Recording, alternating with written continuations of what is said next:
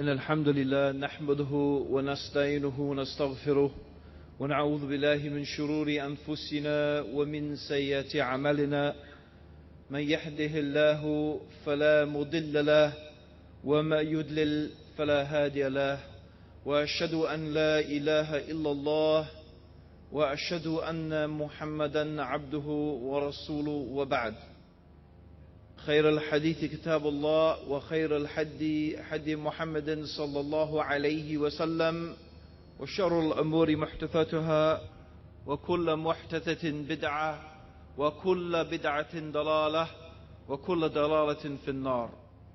We begin by praising Allah. We praise Him, we seek His help, and we ask for His forgiveness. And we seek refuge with Allah from the evil of ourselves and from the evil consequence of our evil actions. Whomsoever Allah guides, there is none to misguide. And whomsoever Allah leaves to go astray, there is none to guide. And I testify and bear witness that Allah alone is worthy of worship and that Muhammad sallallahu alayhi wasallam is the servant of Allah and His messenger. After that, the best speech is the book of Allah, and the best way, the best guidance is the guidance of Muhammad sallallahu alayhi wasallam. And the worst of all the affairs are those matters that have been newly introduced into the religion, and every matter that is newly introduced into the religion of Islam is an innovation, and all of those religious innovations are misguidance, and all misguidance is going astray, and all going astray is in the fire. My brothers and sisters in Islam, may Allah subhanahu wa ta'ala have mercy upon you. Today there is going to be one dominant theme, and the theme, as you can see, is peace. Peace to humanity. Peace, vision of Islam. Really, peace. Why do we want peace? Why? What's so good about peace? Everybody talks about peace. We're fighting for peace, we're blowing for peace, we're doing this for peace. We want peace, everyone wants peace. You know, you don't have to question for a minute that peace is a good thing, because we know that that's what we want. And if your religion's any good, your religion is going to preach peace and teach peace. Yeah? Okay. Why do human beings want peace? Why? Tell me. Can anyone, I want you to tell me personally why you want peace. Why do you want peace and not war? Why do you want peace and not something other than peace? So can you give me a few ideas? Help me along. What's so good about peace? I'm asking you this. I tell you something amazing. My dad, he went to Egypt. In fact, my dad lived in Egypt for 10 years. And he was a merchant banker there. And recently he went back to make a visit to a school that he opened there. And he gave a lecture there to young Egyptian boys. And the amazing thing he gave a lecture about, I couldn't figure this out exactly what my dad was going on about. He gave a lecture not about peace, but about war. And in fact, he talked about how much fun war was. And yes, he said, you're young men and you will enjoy fighting. My father fought in the Second World War. And he loved it. And my dad, believe me, is not a bad man. If you meet my dad, you will say, how come he's not Muslim? He's such a nice guy. So many people said that. But seriously, some people actually enjoy fighting. They love it. So tell me, please, what is so good about peace? Why do we want peace? Can anyone tell me? To live in harmony. Why do you want to live in harmony? Why? You know the guy, he's annoying you. Boof! Why don't you just bash him up? Why you want to live in harmony? What for? Why don't you just fight all day? I mean, I look at my kids, Abdullah and Bilal. All they do is fight, fight, fight, fight. They seem to enjoy it. I don't enjoy it. I know why I want peace. Why do you want peace? Seriously. I took some notes. I've got some ideas myself why I think people want peace. But I want to hear from you. Huh? Okay, that's a good start. We need peace to live. Yeah, we need peace to live. Why? What's the opposite of peace? Peace means war. Yes? And when there is war, you feel insecure. You feel that any minute some bomb may blow up your house. You can't get the food you like. You can't do your job. Nothing feels happy. You feel disturbed. You feel your life is going to be lost. You feel your children are in danger. You feel your family is in danger. You don't know what's happening to your auntie and your uncle and mummy and daddy and wherever they are, because the whole world is in confusion. And people don't like that. They don't like confusion. They don't like this disruption. They don't like this mad state of affairs. Mostly, generally, human beings like to, as he said, live. Live, get on with their life. That's what it is. We like to get on with our life with as little hassle as possible. With as much ease as possible. Is that generally true? Yeah? Yes. So that's why we like peace. We don't like war, we like peace. We don't like the idea I have to go out and fight and die, and maybe I won't see my wife again and my family again. This is something frightening. It's something unnerving. Human beings generally, not all of them actually, history of the human being, if you examine the history of the human being, you will think it is not a history of peace, but it is a history of war. In fact, all the human beings seem to be doing most of the time is fighting and killing one another. But when we talk about peace as the absence of war, I think we are missing the point. Because most people, when they say peace, they think peace means no war. Yes? That's what they imagine. Peace means no war. But in my opinion, this is a very, very shallow and small understanding of what is peace. In fact, I don't really believe this is the correct understanding of what is peace at all. And in fact, even the people who talk about peace the most, they don't even believe that.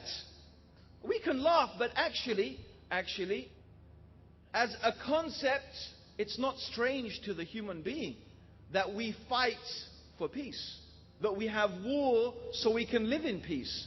This is not a strange concept for the human being. So therefore, peace does not mean the absence of war. It doesn't mean that. Peace is something we feel inside. Peace is something we feel inside. It's a state of happiness. It's a state of joy. It's a state of calm, tranquility, serenity. We don't feel worried. We don't feel depressed. We don't feel sad. We feel at peace. So true peace is something that is inside the human being. It is not something necessarily outside. This is not a strange concept for the human being. So therefore, peace does not mean the absence of war. It doesn't mean that. Peace is something we feel inside. Peace is something we feel inside. It's a state of happiness. It's a state of joy.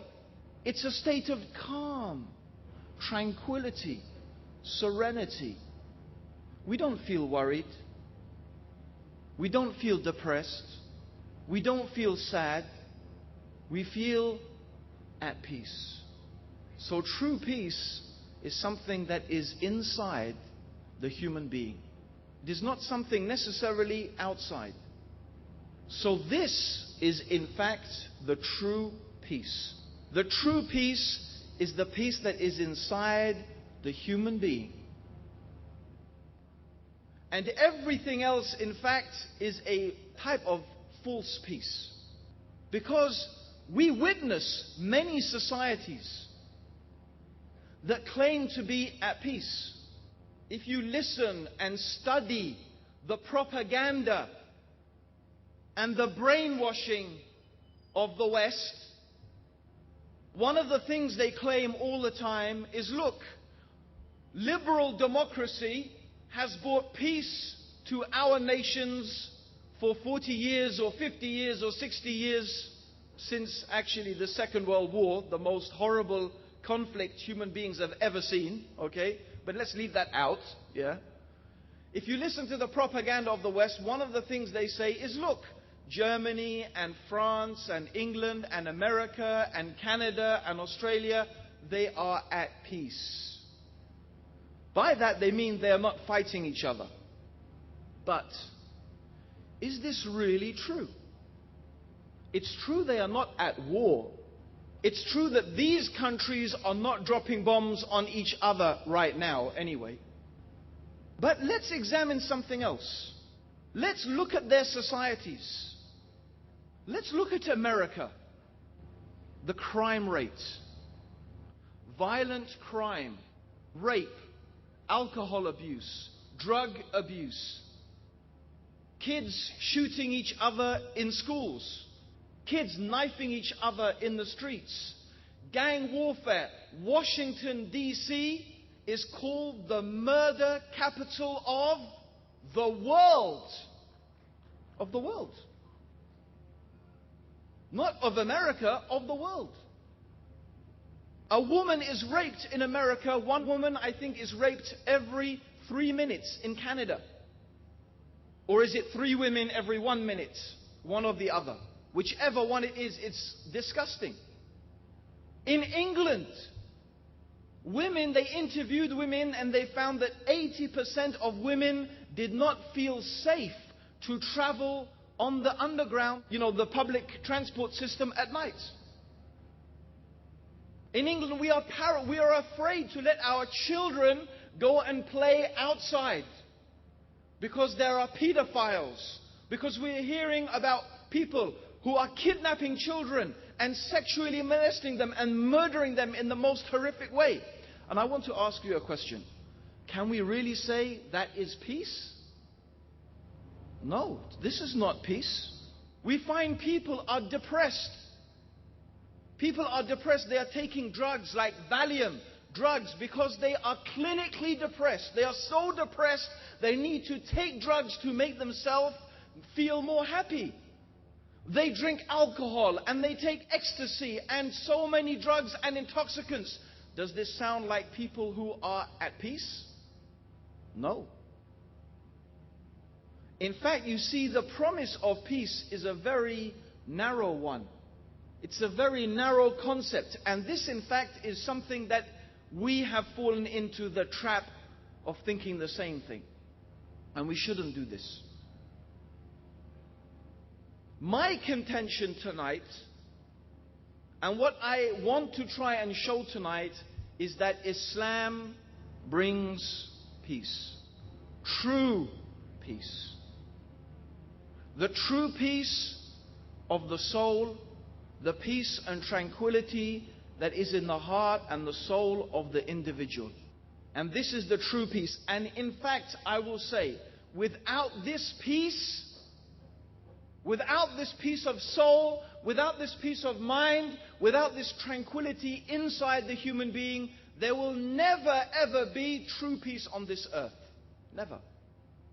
And I will say more than this, that Islam is the only way to establish true peace. There is no other religion, there is no other way of life that is able to give the human being true peace and true happiness. Now, what are my reasons for that? How practically does this?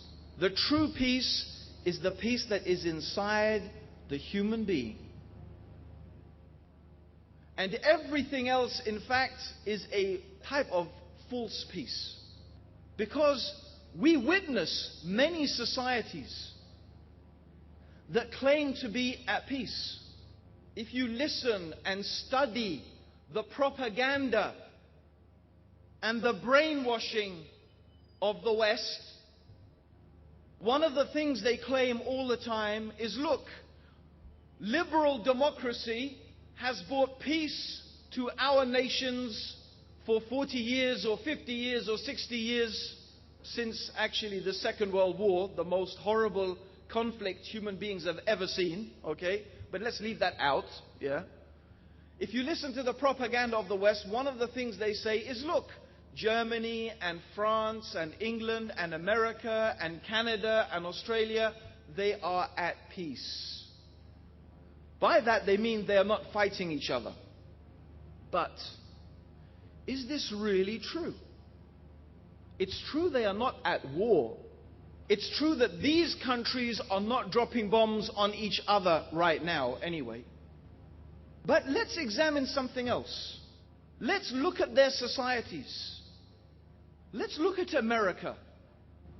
The crime rate, violent crime, rape, alcohol abuse, drug abuse, kids shooting each other in schools, kids knifing each other in the streets, gang warfare. Washington, D.C. is called the murder capital of the world. Of the world. Not of America, of the world. A woman is raped in America. One woman, I think, is raped every 3 minutes in Canada. Or is it 3 women every 1 minute? One or the other. Whichever one it is, it's disgusting. In England, women, they interviewed women and they found that 80% of women did not feel safe to travel on the underground, the public transport system at night. In England, we are afraid to let our children go and play outside because there are pedophiles, because we're hearing about people who are kidnapping children and sexually molesting them and murdering them in the most horrific way. And I want to ask you a question. Can we really say that is peace? No, this is not peace. We find people are depressed. People are depressed. They are taking drugs like Valium, drugs, because they are clinically depressed. They are so depressed, they need to take drugs to make themselves feel more happy. They drink alcohol and they take ecstasy and so many drugs and intoxicants. Does this sound like people who are at peace? No. In fact, you see, the promise of peace is a very narrow one. It's a very narrow concept. And this, in fact, is something that we have fallen into the trap of thinking the same thing. And we shouldn't do this. My contention tonight, and what I want to try and show tonight, is that Islam brings peace. True peace. The true peace of the soul, the peace and tranquility that is in the heart and the soul of the individual. And this is the true peace. And in fact, I will say, without this peace of soul, without this peace of mind, without this tranquility inside the human being, there will never ever be true peace on this earth. Never. And I will say more than this, that Islam is the only way to establish true peace. There is no other religion, there is no other way of life that is able to give the human being true peace and true happiness. Now, what are my reasons for that? How practically does Islam give us this peace? How practically does Islam give us this peace? The first and the most important thing that I want to touch upon is what the Muslim believes. What does the Muslim believe? The Muslim has a belief that is so sensible, that is so rational, that makes so much sense, that there will never be a confusion in the mind of the Muslim between what his or her religion teaches in terms of what we believe and the intelligence. You will find most other religions and most other philosophies, they do not make much sense. In fact, many religions rely on the fact that, or the idea that, many religions rely on the idea that religion isn't supposed to make any sense. Religion is supposed to be nonsense. It's superstition. It's spiritual. It's something other than this world. So how can you subject it to your intellect? In fact, sometimes they will say, the more nonsense it is, the more true it must be. Yes, I have heard this said. One famous writer, I don't know if you've heard of him, his name is Graham Greene. He is a very famous writer anyway. If you study English literature, maybe you will study Graham Greene. And he is also famous because he converted from one part of Christianity to another part of Christianity. I don't want to mention which one. The reason he said, why did he convert to this other Christian? He said, because it doesn't make any sense. The reason I became this type of Christian is because it doesn't make any sense. And the more mysterious it is, and the more nonsensical it is, the more I think it must be a true religion. This is his idea of religion. Religion is supposed to be confusing. But why? And if your religion, which is the foundation of your whole life, what you believe is the foundation on which your whole life is built. If your foundation is confusing, if your mind is confused about that, how can you ever have peace? How can you ever have happiness? Because always you will be saying, wait a minute, but that doesn't make any sense. But this is confusing. And you will never feel happy. But how about the teaching of Islam? Islam gives the most rational and acceptable explanation in order to understand this world and this universe in which we live. We look at the universe, we look at our world, we look at ourselves, and we see that this universe and this world and our own selves operates according to amazing laws.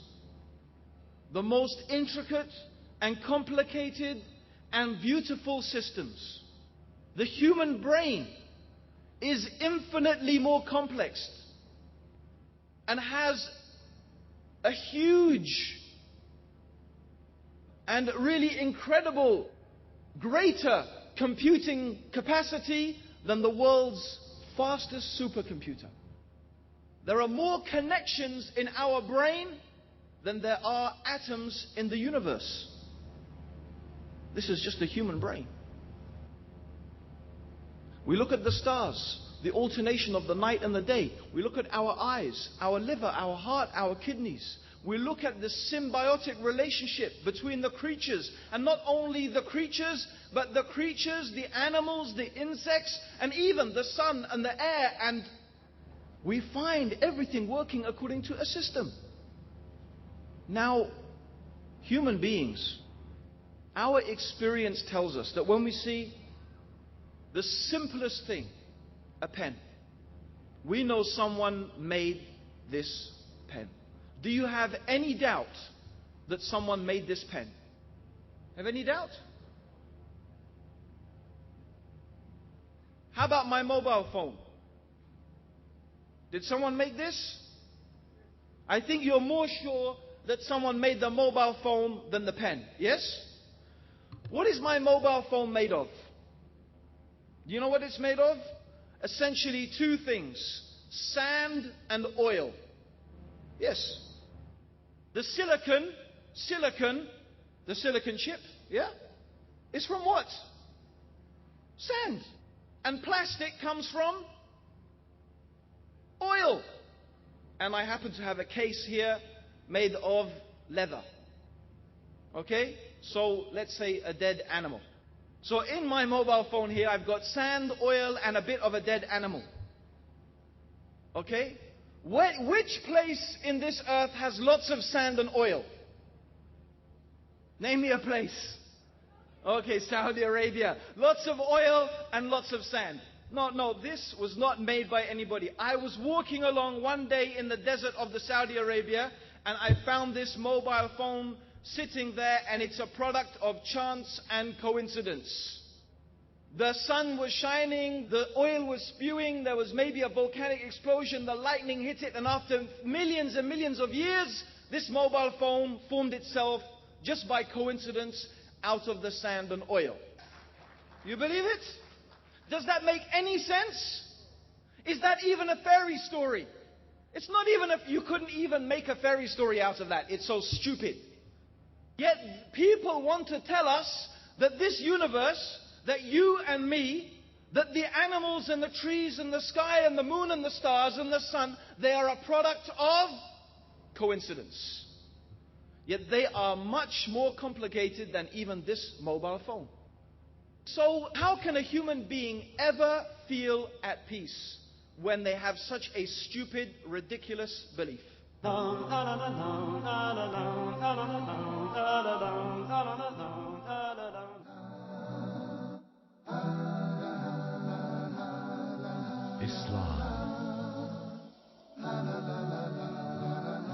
Anyone who chooses other than Islam as a religion, as a way, it won't be accepted from him. This Quran has to be understood by the way the companions of Rasulullah understood the Quran. We disconnect ourselves from the actions of certain Muslims who oppress people and kill people unjustly.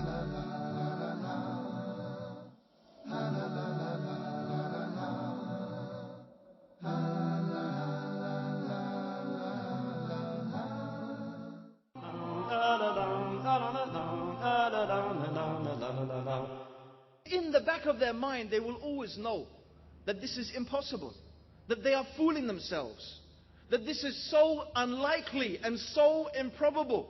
But they have staked their whole life on it, and they have built their whole existence on the idea that there's no God, this is just a product of chance and coincidence. When I die, the worms will eat me, the dust will eat me. That's it. How can anyone have peace thinking something like that? It doesn't make any sense. But it does make sense that when we look at this amazing universe, to think that and to understand that there must be something that is so wise and so powerful and so intelligent that has created this universe and that has organized it and sustains it. And also, it is sensible to understand the thing or the being that created this universe cannot be the same as the universe. It can't be the same. It can't be a part of the universe. It can't be the same as the universe. If there is some being that created this world, then that being, we would say, if it's part of the universe, would also need a creator. So it's not truly the creator. Sure, the mobile phone has been made by a human being. But if the mobile phone needs a human being to make it, the human being is even more in need of a creator. So the creator must be something different. He can't be the same as the universe. The creator must be something without a creator, without a beginning, without an end, everlasting. And there cannot be two creators. How could there be two creators? If there were two creators, the world and the universe would not exist. It would be confusion. It would be chaos. And in fact, the more we look at the universe and the more we study the universe, in fact, what becomes amazing is that the whole universe has this underlying unity. And in fact, science, when you really study it, shows us more and more that there must be one creator of this universe. And this is what Allah He is telling us in the Quran. If you look and you see the signs in Allah's creation, the alternation of the night and the day, the camels upon which you ride, the ships on which you sail, in yourselves, on the furthest horizons, in these things are signs for those people who are wise and who understand. Therefore, the belief that is taught by Islam is one that makes so much sense. That there is one God who has created this universe, who sustains it and has brought it into existence, who is mighty and powerful and wise. And then again, the human being will ask themselves something. In fact, you'll find all human beings are asking themselves this question. Why am I here? What is it for? What is the reason of my existence? What is the purpose of my life? It's a very strange question, really. It's a very strange question.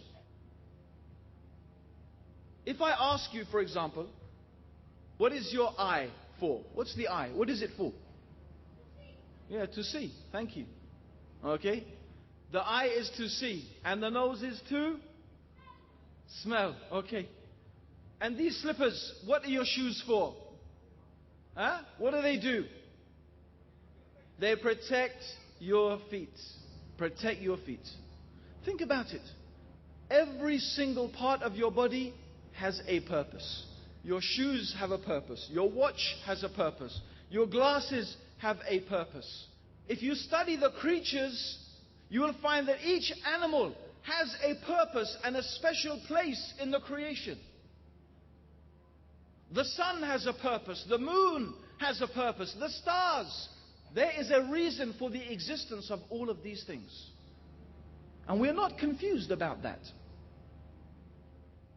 But then the human being is asking, what is my purpose? Why am I here? I know what my eyes are for. I know what my nose is for. I know what my shoes are for. But me, I don't know what I am for. How can a human being ever be at peace when he knows his shoes have a purpose, his glasses have a purpose, huh? My eyes have a purpose, but me, I don't know what's my purpose. Will you be happy? Will you be happy? I don't think any human being can be happy like that. Thinking that they are more worthless than the pen they write with. Because the pen has worth. I know what it's for. Me, I don't know what I'm for. Now, if we want to know the purpose of our life, and we want to know the reason for our existence, from where are we going to get this knowledge? From where are we going to get this information? We could become like the philosophers, sit and think and think and think and think. But if you study philosophy, you will find that every single philosopher came up with a different idea. Every philosopher came up with a different idea. Whether it's Aristotle or Plato or Descartes or whoever they may be, they came up with all with different ideas. What's the purpose of life? Some of them even maybe there's no purpose in life. Now if we want to know the purpose of our life, and we want to know the reason for our existence, from where are we going to get this knowledge? From where are we going to get this information? We could become like the philosophers, sit and think and think and think and think. But if you study philosophy, you will find that every single philosopher came up with a different idea. Every philosopher came up with a different idea. Whether it's Aristotle or Plato or Descartes or whoever they may be, they came up with all with different ideas. What's the purpose of life? Some of them even maybe there's no purpose in life. Science will not answer this question. Where do we find the answer to this question?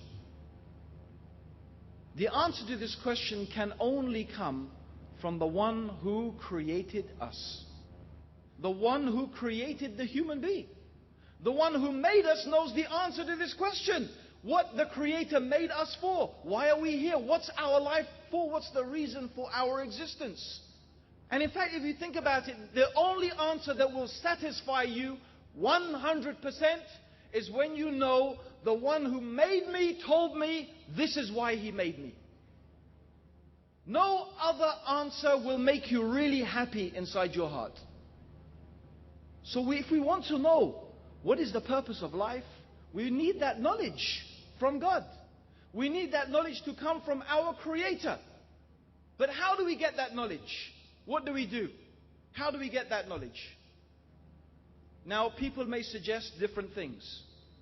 Maybe God just left some book lying around somewhere with all that knowledge in it. Or maybe God teaches every single person that knowledge. But if you think about both of these things, there are many disadvantages to those type of concepts. For example, if you have a book, really in order to explain this book, in order to explain everything, will have to be very, very big. When I bought this mobile phone, I got something very important in the box with the mobile phone. Now, I'm not very well versed in technology. So something very important came with this mobile phone. Does anyone know what that thing was?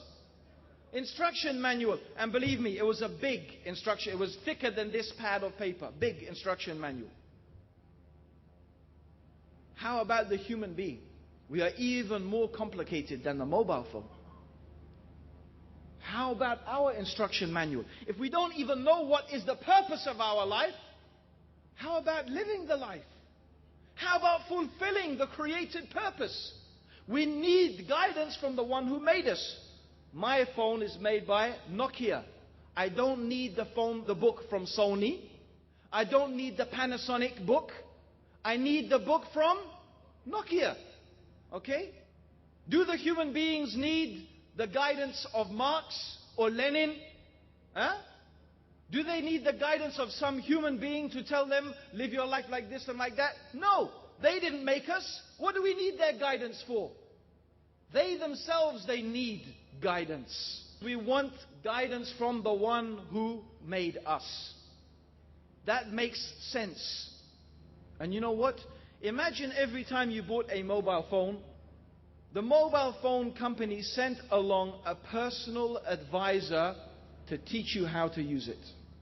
What would you think of that? Good service. Yes?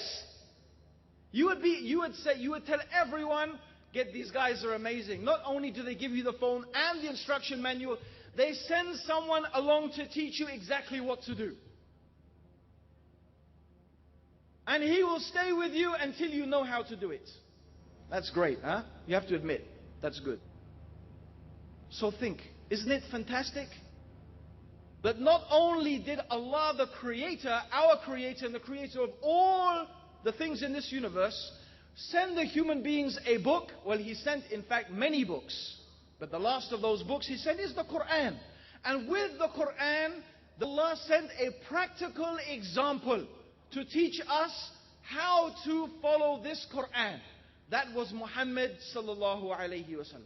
So Allah, He sent the instruction manual and He sent the Prophet to teach us practically how to follow that guidance.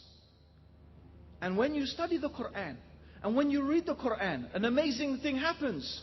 Your heart becomes very happy and you become very convinced that this is from God. Like some other books, and I have read many books. Before I became Muslim, I studied many different religions. And I read the books of many different religions. In fact, I remember one religion was telling me that the earth is resting on an elephant, which is standing on a tortoise, which is swimming in the sea. Yeah, this one religion I came across said this. Does this sound like a religion from the one who created the universe? No, it sounds like someone was thinking, how can I tell my child these things, and they made this bedtime story. Or like when I used to study Greek and Latin at school, we used to study ancient Greek and Latin, and with that we would study the stories of the gods of the ancient Greeks. So one of the stories of the gods of the ancient Greeks was that there was one goddess. She was breastfeeding her baby, the baby god, and it bit her nipple and the milk came out, and that's the Milky Way. Does that sound like a book that's from God? No, it doesn't. It does not sound like a book that's from God. When you read the Quran though, what do you find? It is mentioning things that scientists have only begun to discover today. Have not the unbelievers in Surah Al-Anbiya, the meaning, have not the unbelievers seen that the heavens and the earth were joined together, then they were rent asunder, and we created from water every living thing? Subhanallah. Will they not believe? The Quran mentions how Allah turned to the heavens when it was dukhan, smoke. And many, many amazing things the Quran mentions that nobody could have known 1,400 years ago. So now you see, how does Islam bring peace? First of all, there is one God who created the universe. And God is not like anything in this universe. He is unique. He is eternal and ever living, wise and powerful. And you know what? That makes sense. And I feel at peace with that. Because my reason and my belief, they are not fighting each other. And God has sent guidance. And when I look at this guidance, the Quran, this book you can see must be from God. And you look at Muhammad sallallahu alaihi wasallam, the messenger of God, and when he lived his life, you feel at peace because you will see that this man is the real example of how to be a good human being. And this you see when we know our aqidah, and I'm only mentioning some few things. The more you study and the more deeply you look into this belief of the Muslim, whether it is the belief in Allah and the angels, or the books and the scripture, or the day of judgment, which really we think about it. I know someone who used to be an atheist.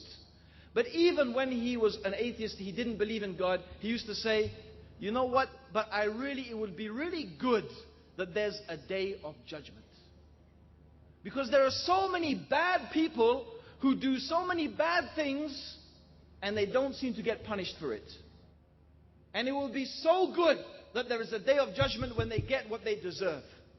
Yes. Because this is the logic, the reason. It makes sense. Because we have within us this natural desire to see justice. So the day of judgment, really, it makes sense. And that there is a place of reward and a place of punishment.